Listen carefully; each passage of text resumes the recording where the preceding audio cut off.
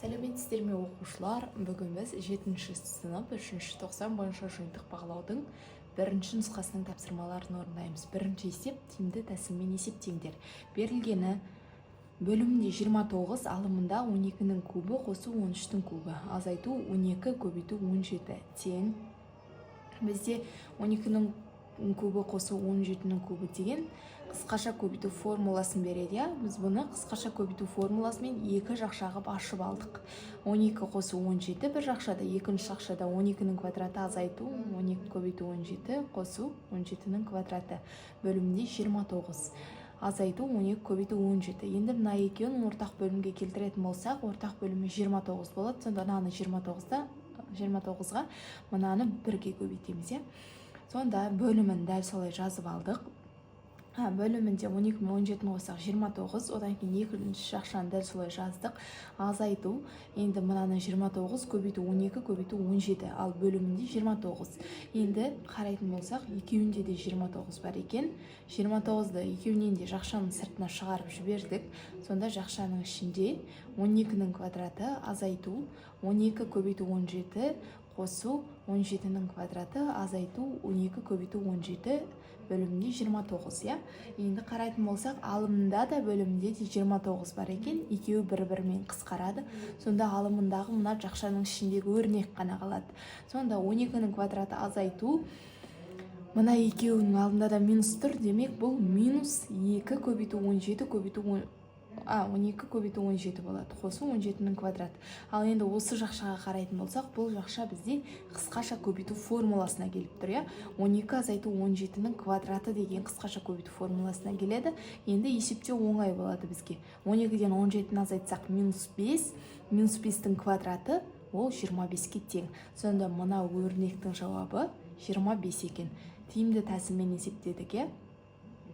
Қысқаша көбейту формулаларын пайдаланып, тиімді тәсілмен есептедік. Осымен бірінші есебіміз аяқталды.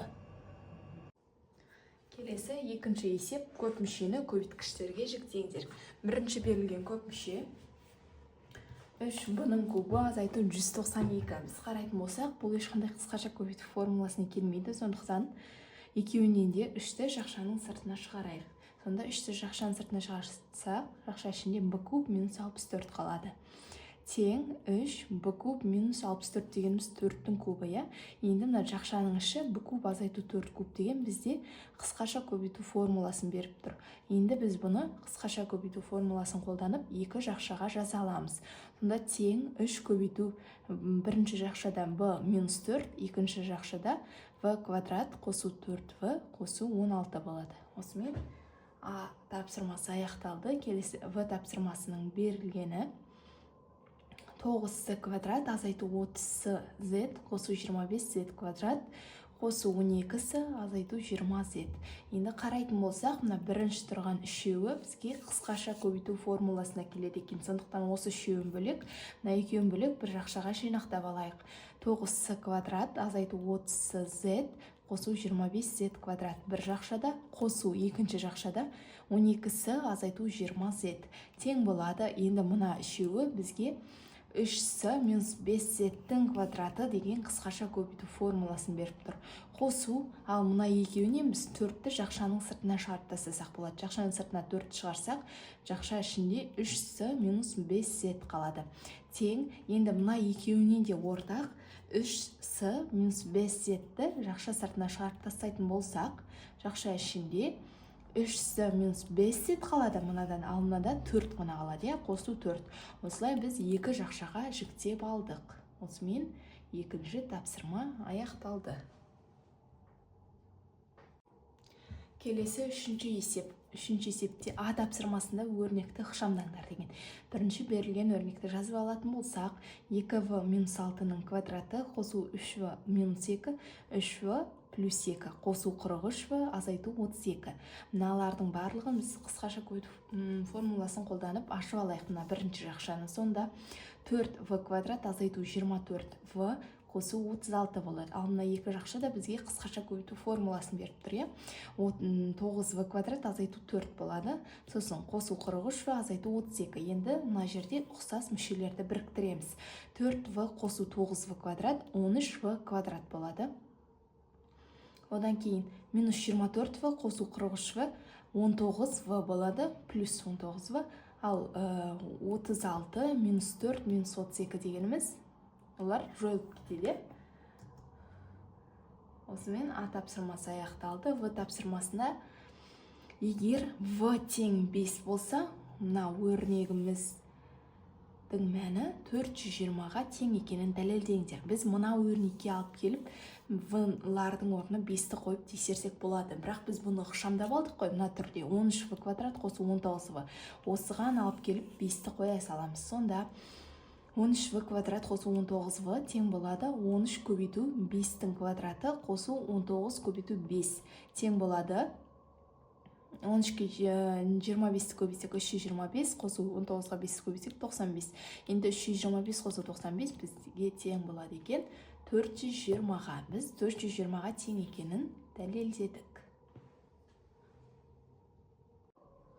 Келесі төртінші есеп. Төртінші есепте екі санның квадраттарының айырымы екі сан берілген екен. Мен бірінші санды x, екінші санды y деп белгілеп алдым. Екі санның квадраттарының айырымы 52, ал осы сандардың қосындысы 26-ға тең. Берілген сандарды табыңдар. Біз бұл есепті теңдеулер жүйесін құру арқылы шығарамыз. Міне, осылай екі теңдеуден теңдеулер жүйесін құрап алдым. X қосу y тең 26, x квадрат минус y квадрат тең 52. Мен бұл екі теңдеуді жаңағы есептің берілгені бойынша алдым, я? Енді мына жерде x тең 26 азайту y болады. Енді мына жердегі x-тің орнына осы 26 азайту y-ті қоямыз. Сонда 26 азайту y-тің квадраты азайту y квадрат тең екен 52-ге. Мына екінші теңдеуге алып келіп қойдық мынаны x-тің орнына. Сосын мынаны біз қысқаша көбейту формуласымен ашатын болсақ, 676 азайту 52y қосу y квадрат азайту y квадрат тең 52-ге. Мына жерде y квадраттар екеуі жойылып кетеді, я? Неге? Себебі біреуін алды минус, біреуін алды плюс болып тұр. Енді қалғаны 676 азайту 52y тең 52-ге. Минус 52y осы бетте қалады, санды келесі бетке өткізсек минус болып өтеді.